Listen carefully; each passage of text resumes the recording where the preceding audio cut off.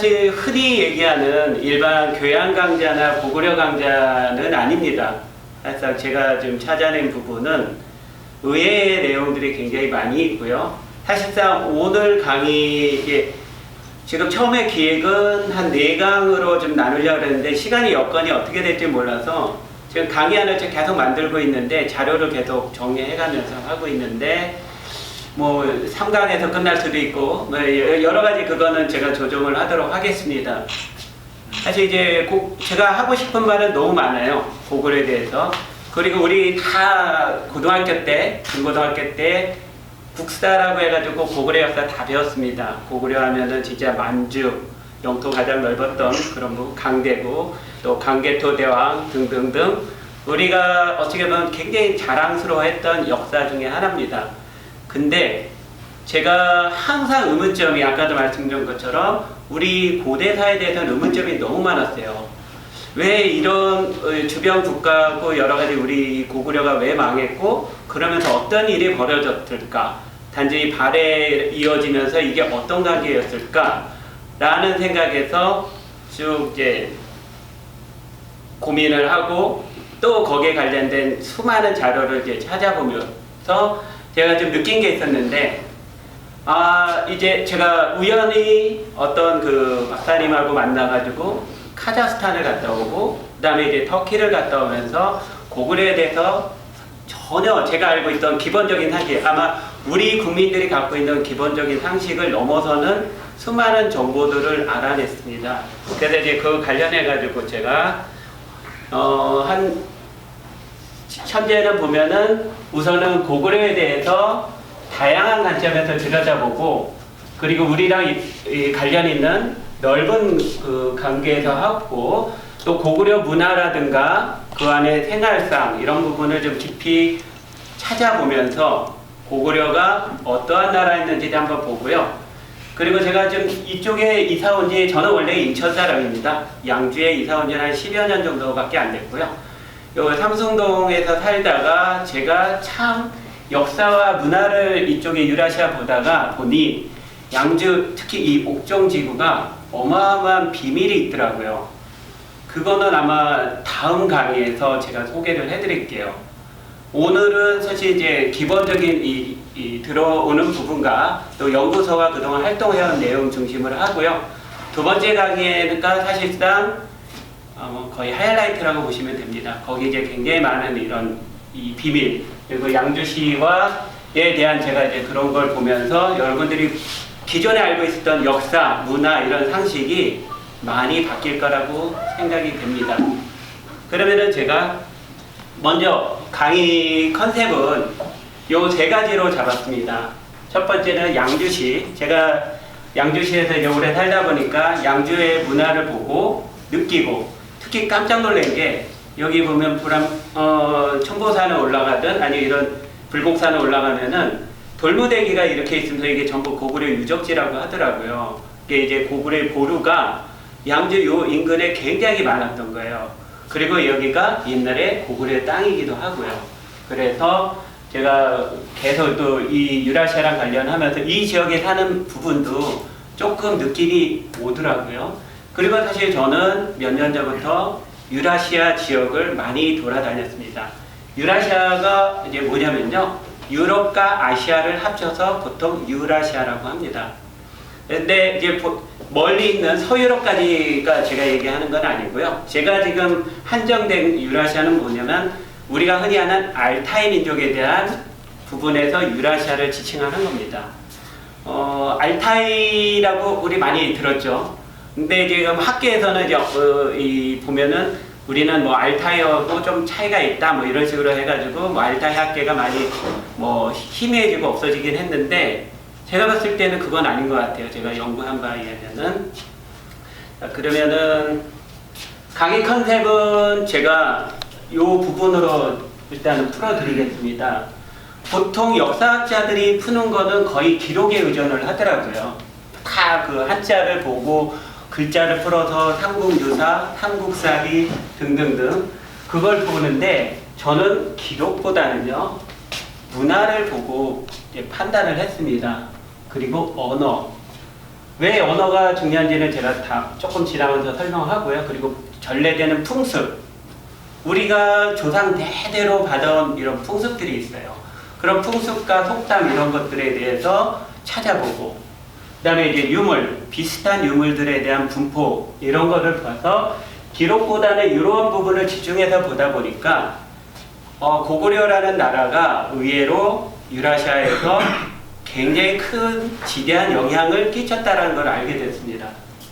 그리고 두 번째는 뭐냐면요, 고구려의 입장, 그러니까 지금 현대인의 입장이 아니고요, 우리 1500년 전에 살았던 고구려의 시각, 고구려인들의 입장에서 한번 생각을 해봤습니다.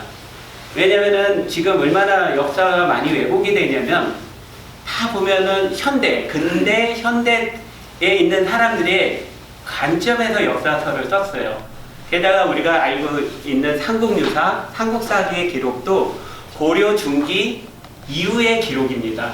그러니까 어쩌면 고구려가 망한 지 거의 7, 800년 이후에 후손들이 그냥 기록을 보고 그 시대의 관점에서 썼더라고요. 그 부분을 보면서 저는 고구려의 입장을 한번 찾아보자라고 해서 제가 밝혀봤고요. 그 다음에 북방 유라시아 관점에서 고구려의 위상을 한번 찾아봤습니다. 우리가 지금 한반도와 만주 지역에 있어서의 고구려만 보다 보니까 너무 생각이나 시야가 좁혀져 있어요. 그래가지고 이 북방 유라시아 인근 수많은 민족과 부족들하고 비교를 하다 보면서 고구려가 이거 장난이 아니다, 한마디로 그런 걸 많이 느꼈습니다. 그리고 이제 중요한 거는 이제 해석이에요. 새로운 해석이 뭐냐면요, 지금 시대적 관점하고 융복합이에요. 왜냐면은 그 시대의 관점, 이련 스님은 분명히 스님이었어요. 그래서 불경이라든가 어떤 그런 고려의 불교 문화 관점에서 했기 때문에 삼국유사를 쓸 때 환웅에 저기 했을 때 뭐냐면 하늘을 뭐라 하면 제석천이라고 했어요. 거기 기록에. 근데 제석천은 불교 용어거든요. 그러니까 모든 해석은, 그럼 김부식은 어떻게 해석을 했을까요? 유학자이기 때문에 유교의 관점에서 그 시대를 보다 보니까 누락도 시키고 이 해석이 안 되는 이런 부분들은 아무래도 왜곡을 자동적으로 할 수밖에 없었다라고 본 겁니다. 이 네 가지가 굉장히 저는 중요하다고 보고, 그래서 제가 새로운 해석을 위한 조건을 한번 따져봤습니다. 삼국사기, 삼국유사를 기준으로 볼 때 저자의 관점, 바로 이련 스님, 이제 요 두 가지를 했으니까 이련 스님과 김부식의 관점을 봤어요. 그때 지식 수준이 얼마나 됐을까, 김부식이? 그건 지금 모릅니다. 단지 그 사람이 진짜 상위 클래스였는지 중위급인지 그건 잘 몰라요. 하지만 그 지식 수준에서 썼을 거라고 보고요. 또 생각의 의식의 수준에서 썼어요. 만약에 다른 사람이 썼으면 또 다른 기록이 나왔을 거라고 본 겁니다. 그리고 그 사람의 가치관. 근데 김부식은 어떤 가치관이에요? 유학자로서의 가치관이었을 거라고 저는 판단이 됩니다. 이련 스님은 스님으로서의 가치관이 있죠. 종교적 가치관, 사상적 가치관. 그리고 또 개인의 성향이 있을 겁니다. 굉장히 다양하게. 이게 전부 그 기록이 이게 반영이 됐을 거라고 보고요. 그 다음에 제일 중요한 건 정보입니다. 얼마만큼 정보를 수집했냐라는 거예요. 과연 그 이전에 고구려 시대에 써있던 기록이 고구려의 역사서인 유기가 남아있었냐 없었냐, 그걸 가지고 썼던지, 아니면은 중국에서 쓴 어떤 그 기록에 이렇게 참조를 해서 썼는지, 정보가 어떻게, 근데 중국 애들이 쓴 기록이 제대로 된 기록이었을까? 라고 봤을 때 또 그것이 왜곡될 수가 있는 거예요. 그러니까 이 부분만 가지고도 얼마든지 역사는 새롭게 쓰여질 수가 있습니다. 그래서 저자의 관점을 봤고요. 그 다음에 시대적 배경입니다. 뭐냐면 그 시대 문화, 불교 문화가 창궐했던 고려 시대에 있던 그 문화, 그 다음에 문자. 아쉽게도 우리는 문자를 세종대왕 때부터 갖기 시작했지, 그 이전에는 한자라는 거를 가지고 우리의 이 소리나 아니면 글을 표기를 했어요. 그러다 보니까 어때요? 이 문자에 대한 차이로 인해서 오기가 많이 있을 수 있다라고 봤습니다.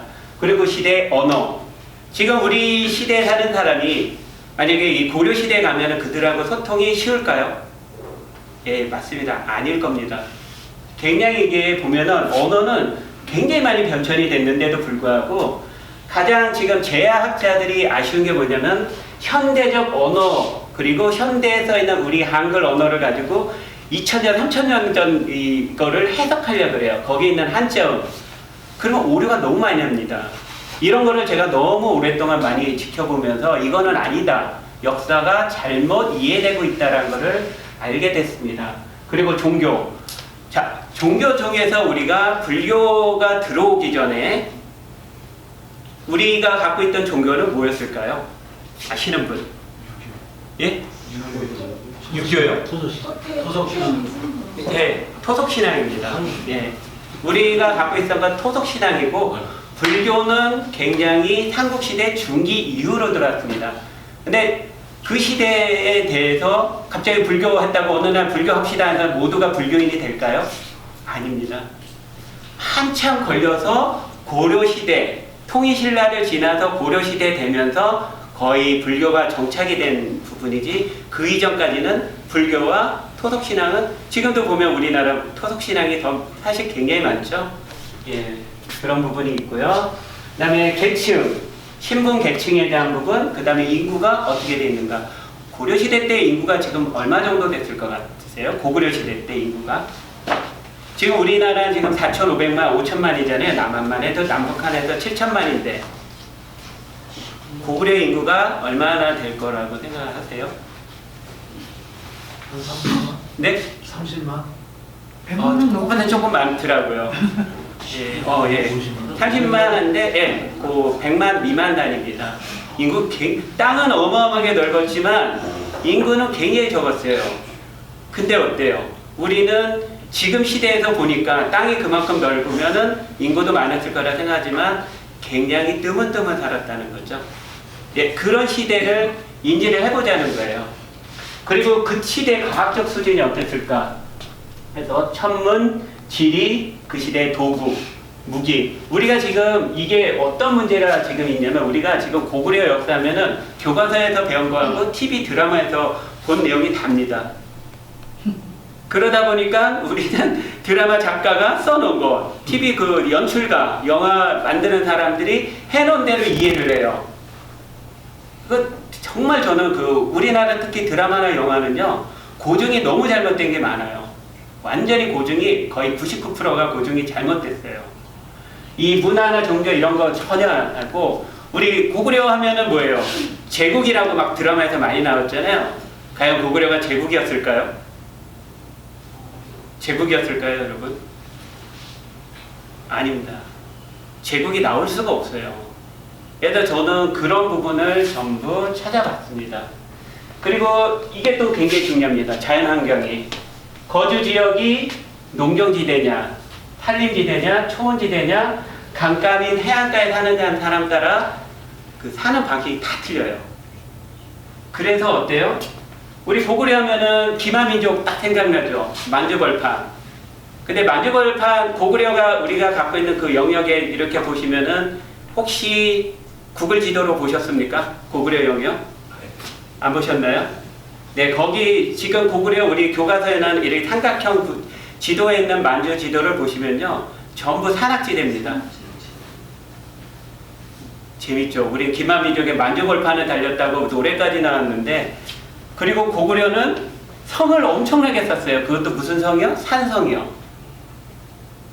그래서 우리는 지금의 시각, 어떤 작가가 쓴 시각이 아니라 제가 지금 알려드리고 싶은 거는 한번 우리가 1500년, 2000년으로 가서 고구려에 한번 돼서 그 입장에서 한번 보자라는 취지에서 강연을 하는 거고요. 그래서 일반 우리가 알고 있는 고구려 강연하고는 매우 틀립니다.